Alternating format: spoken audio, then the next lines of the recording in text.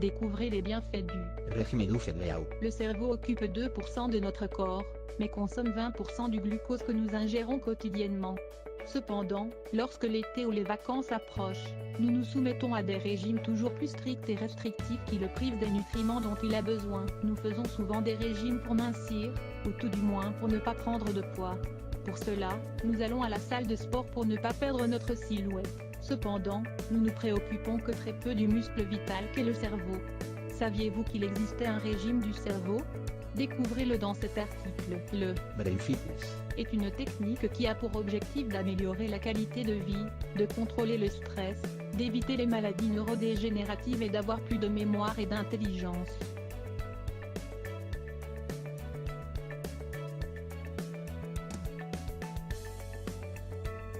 La nutrition du cerveau. Nous ne pensons pas souvent à la manière d'alimenter correctement notre cerveau, une partie de notre corps que nous ne pouvons pas laisser de côté. Le cerveau occupe seulement 2% de notre corps, mais consomme plus de 20% du glucose que nous ingérons quotidiennement. Toutes nos habitudes alimentaires ont des répercussions aussi bien positives que négatives sur notre cerveau. Il existe différents aliments qui peuvent nous aider à renforcer nos fonctions mentales. Cependant, il est nécessaire que notre alimentation globale soit équilibrée et variée. C'est-à-dire que cela ne sert à rien de manger une poignée de noix au cours de la matinée. Si nous déjeunons ensuite au fast-food par exemple, nous ne devons pas oublier de consommer des aliments riches en acides gras oméga 3 et 6, en vitamines et en protéines. Nous devons également boire 2 litres d'eau par jour, 3 en été, ou lorsque nous faisons du sport. Éviter les mauvaises habitudes comme l'inactivité physique ou le fait de sauter le petit déjeuner le matin. Dans des conditions normales, le cerveau se nourrit de glucose. Lorsque nous ingérons de la nourriture faible en calories et en graisse, nous pouvons être sûrs qu'il se nourrit correctement. L'organisme n'a pas besoin de compromettre d'autres fonctions vitales pour ravitailler le cerveau de l'énergie dont il a besoin. Il est important de nourrir le cerveau pour qu'il puisse accomplir toutes ses fonctions de la meilleure manière possible. En effet, le cerveau est chargé d'envoyer tous les signaux nécessaires pour que les muscles bougent, pour générer des émotions, pour nous rappeler les tâches de notre quotidien ou pour nous aider à bien nous reposer durant la nuit. Le rythme de vie des grandes villes n'aide absolument pas notre cerveau. Il nous manque du temps pour faire de l'exercice, pour nous reposer et pour consommer des aliments qui ne soient pas remplis de graisse et de sucre.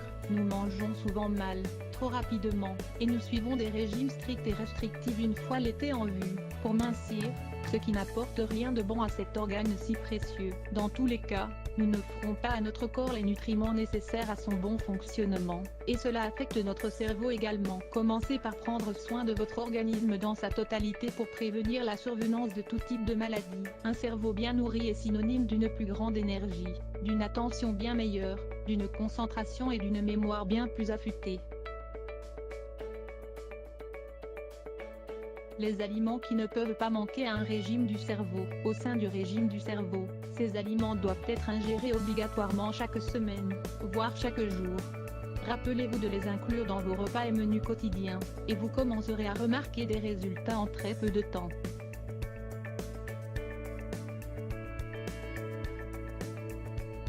L'eau, c'est un élément indispensable à notre vie, car notre corps est composé de liquide dans de larges proportions. Il ne s'agit pas simplement de consommer de l'eau pure, mais vous pouvez également boire des infusions sans sucre, des jus naturels, des smoothies maison, ou manger des fruits, comme les oranges par exemple. 91% de notre cerveau est composé d'eau, c'est pour cela que nous en avons tant besoin. Nous pouvons passer 2 mois sans manger, mais pas plus de 2 semaines sans boire d'eau. La quantité moyenne d'eau que nous devons consommer chaque jour est de 2 litres. Celle-ci varie en fonction de notre activité physique, du type de travail que nous exerçons, de notre poids et de notre taille, de l'époque de l'année, etc.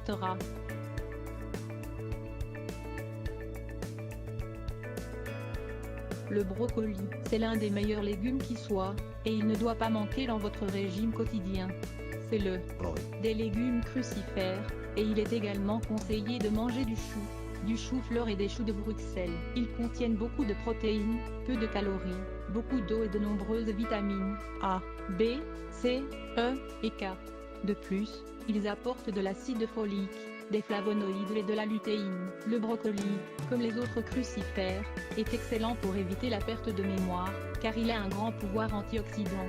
Il est préférable de consommer du brocoli cuit à la vapeur, ou grillé, pour éviter que la vitamine C se perde dans la cuisson.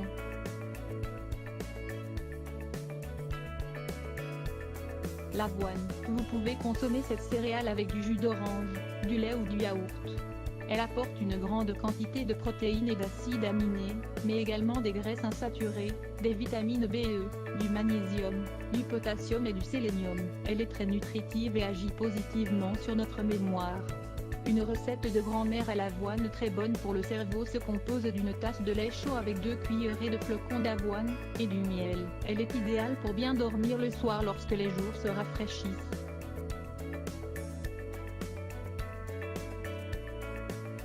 La banane. La banane est surnommée le fruit des sages, car de nombreux savants d'Inde en consomment directement de l'arbre.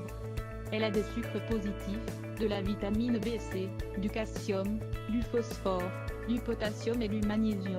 Il est conseillé de les consommer bien mûres, lorsqu'elles ont cette petite teinte de noir, car à ce moment leurs sucres sont absorbés plus facilement et alimentent directement le cerveau. Elles permettent de faciliter la production d'un neurotransmetteur qui intervient dans le processus de la mémoire et de l'humeur.